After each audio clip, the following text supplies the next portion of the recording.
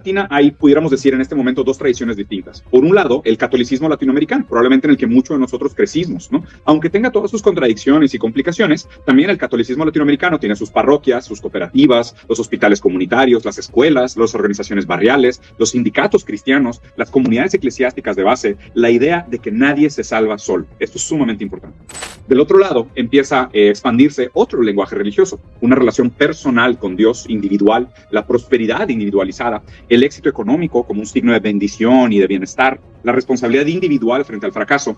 Aunque no todas las religiones evangélicas piensan así, muchas corrientes neopentecostales desarrollan su ética desde la transformación que empieza por el individuo antes de la estructura social. Si se fijan, son dos antropologías completamente diferentes, dos formas distintas de imaginar la sociedad. Y si nos vamos a un nivel muy básico, una de las frases que más me gusta de la teoría materialista es no es la conciencia del hombre lo que determina su ser social, sino es su ser social lo que determina su conciencia. Y aquí claramente podemos ver que el catolicismo tradicional, con sus relaciones inclusive muy potencialmente dialécticas y revolucionarias, tiene un aspecto de que son las condiciones materiales las que determinan la conciencia del sujeto. Y por otro lado, el evangelismo neopentecostal, extremadamente individualista, se plantea como la antítesis, es la conciencia lo que determina el ser social, ¿no? El cambio empieza uno mismo, ¿no? Y por el otro lado tenemos la frase muy bonita del catolicismo que es nadie se salva solo. Si se fijan, son dos corrientes, una profundamente individualista y la otra con connotaciones claramente materialistas y colectivistas. Entonces quiero empezar por esta, ¿no? La que podríamos decir que es con la que crecimos, el catolicismo en un sentido más tradicional. Inclusive en los años 80, en los años 70, pasa algo extraordinario con la religión católica en Latinoamérica, que es un movimiento del cual llamaremos aquí la teología de la liberación. Los sacerdotes latinoamericanos empezaron a formular una serie de preguntas muy importantes en un sentido político y una pregunta profundamente incómoda para la situación existente de las formaciones sociales. ¿Puede un cristiano únicamente hablar del cielo y los valores y los pecados y las virtudes mientras cientos de millones de personas de la comunidad viven en pobreza? Con esa pregunta fundamental nace la teología de la liberación. No tenía ninguna intención de transformarse en un partido político. Simplemente lo que pretendía hacer era leer el evangelio, pero desde la realidad material de los pobres, usando herramientas provenientes de las ciencias sociales, inclusive del análisis marxista, pero así querían comprender las causas estructurales de la pobreza y dejar de condenar simplemente a la pobreza como una falla moral e individual. Pensaba también entenderse como una consecuencia de las relaciones económicas y políticas. Aquello transformó completamente el papel de una parte importante de la iglesia latinoamericana. Y obviamente, el momento que la religión latinoamericana se hace esta pregunta tan incómoda sobre las asimetrías de poder, las injusticias y las relaciones estructurales de la política y la relación con la realidad material de las personas, esto se vuelve un tema de profundo interés político. Y ahí se vuelve un tema central de la Guerra Fría. Porque la Guerra Fría no se liberó solamente con tanques, también se disputó en universidades, en periódicos, en sindicatos y, por supuesto, en iglesias. Ahora, recientemente, tenemos documentos desclasificados que muestran que organismos estadounidenses siguieron con mucha atención el crecimiento de esta teología de la liberación. Y de hecho la interpretaron como un fenómeno que tenía potenciales riesgos e implicaciones políticas y obviamente estratégicas para la región. Recuerden esta frase tenebrosa, América para los americanos, que lo platicamos en el capítulo pasado de la doctrina Monroe 2.0. Entonces, en este contexto, Estados Unidos impulsó una amplia política de contención del comunismo en América Latina, mediante alianzas con gobiernos, organizaciones civiles y otros actores sociales, como las iglesias. Al mismo tiempo, durante esas décadas, creció de manera muy acelerada la presencia de las iglesias evangélicas y neopentecostales, y muchas de ellas estaban vinculadas directamente, y esto está en documentos desclasificados, con redes misioneras y organizaciones religiosas estadounidenses. La expansión de estas iglesias evangélicas en América Latina es un hecho histórico. La existencia del interés estratégico de Estados Unidos sobre el papel político de la religión también está ampliamente documentado. Lo que sigue siendo tal vez objeto de debate político simplemente es el grado de coordinación directa entre estas dinámicas, pero lo que resulta simplemente imposible de negar es que esta transformación religiosa coincidió con una profunda reconfiguración geopolítica de nuestro continente.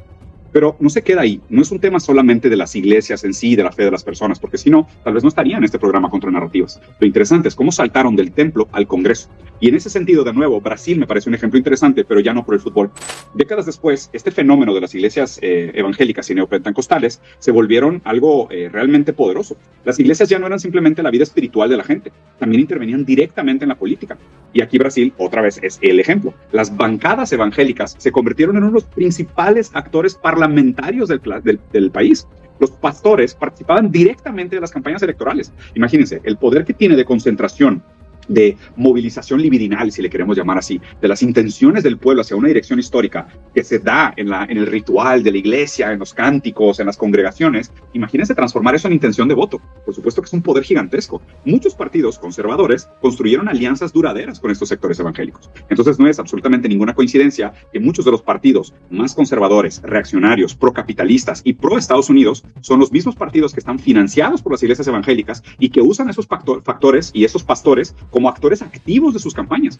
Y este fenómeno no se puede simplemente reducir como, hay una conspiración por ahí, no, pero tampoco se puede simplemente entender como un despertar religioso orgánico, para nada. Se trata de una nueva forma de organización política basada en estas redes de fe y de estas redes que terminan influyendo sobre los temas económicos, sociales, culturales y, por supuesto, de geopolítica internacional. Aquí se relaciona de nuevo profundamente con la idea de la doctrina Monroe 2.0. Ya decíamos que en esta doctrina Monroe 2.0 no bastaba simplemente con controlar los territorios de América Latina, ¿no? Como el backyard of the US, ¿no? América para los americanos, sino también Estados Unidos lo que quiere de alguna forma es controlar los imaginarios, los valores, las identidades, el sentido común. La religión es como una forma de terreno, porque quien organiza la conciencia colectiva también modifica la política. Entonces la pregunta real dejó de ser cuál religión es la verdadera, ¿no? A mí, sinceramente, no me interesa mucho juzgar a la gente por su fe o sus creencias. No va por ahí, no es una pregunta teológica. Me interesa la pregunta política. ¿Qué modelo de sociedad proporciona o indica cada uno de estos modelos religiosos? ¿Qué relación establece con el Estado, con la comunidad? ¿Qué valor le da al mercado, a la mano invisible, a la pobreza? ¿Quién determina quién tiene el poder? Y al final, ¿qué tipo de proyecto continental favorece? Si se fijan, se alinean muy rápido como la teología de la liberación hacia un proyecto emancipatorio, de soberanía, de construcción de comunidad, de nadie se salva solo, y por otro lado, el individualismo, el pobre es pobre porque quiere, favorece los valores conservadores, liberales, americanos tradicionales, ¿no? Entonces se nota claramente que estos proyectos políticos indican un modelo de sociedad deseado o demonizado. Entonces, la verdadera disputa nunca fue realmente entre católicos y evangélicos. Son dos maneras de organizar la vida en Latinoamérica. Porque la fe, sí es verdad, puede ser profundamente espiritual, pero también puede convertirse en una de las fuerzas políticas más poderosas de la historia. Y en ese sentido, es indispensable que sigamos con estas preguntas para comprender la geopolítica del continente en el siglo XXI.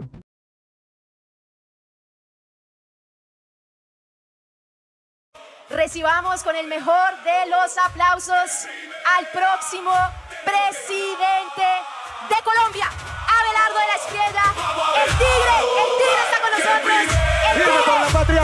el tigre que va a ¡Firme por la patria! Gracias, senadora. Gracias, un saludo muy especial. Gracias, estoy feliz de estar aquí. Sí, yo le tengo pánico a los salvadores de la patria, entre comillas. Un político que no tenga historia es un político de laboratorio, una buena persona. Pero yo quiero ver tu camino, quiero ver tu historia. Un muchacho no se casa con una chica sin historia, una chica no se casa con un muchacho con historia. La pertenencia. ¿Le preocupa el avance de la ultraderecha en el mundo?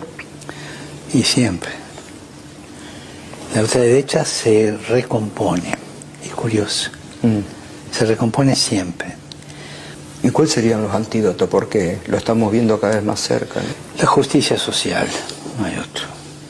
O sea, si vos querés discutir con un político, si querés un pensador de ultraderecha, habla de justicia social, habla en horizontal.